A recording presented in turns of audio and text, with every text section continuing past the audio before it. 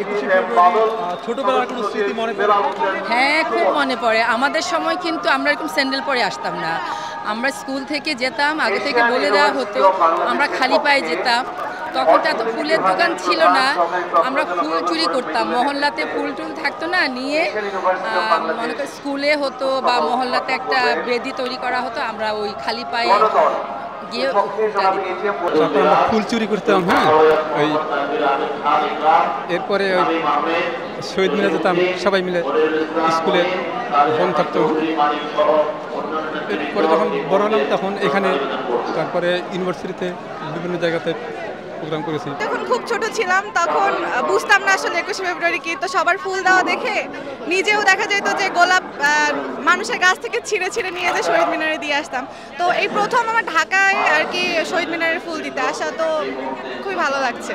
আমরা যেভাবে ছোটবেলায় এই শহীদের চেতনা ধারণ করেছি, আমরা নিজেরা সারা রাত জেগে ফুল দিয়ে আমরা শহীদ মিনার বানিয়েছি, বা বাংলাদেশের জাতীয় ফুল শাপলা বানিয়েছি।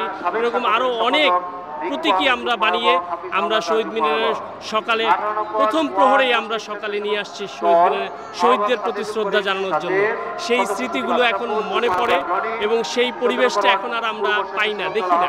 মূলত আমি প্রাইমারি স্কুল থেকেই প্রত্যেক 21শে ফেব্রুয়ারিতে স্কুলে গিয়ে পালন করি। এখন মূলত ঢাকাতে প্রত্যেক বছর আমার আসা হয়।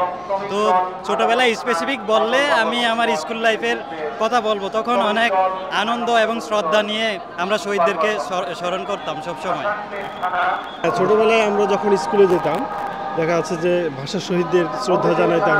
হ্যাঁ, দেখা যাচ্ছে সবাই মিলে বন্ধুরা একবারে প্রভাত ফেরিতে খালি পায়ে অনেক আনন্দ হতো আর কি। তো সেই আনন্দটা কিছুটা উপভোগ করার জন্য আমরা এখানে এসেছি।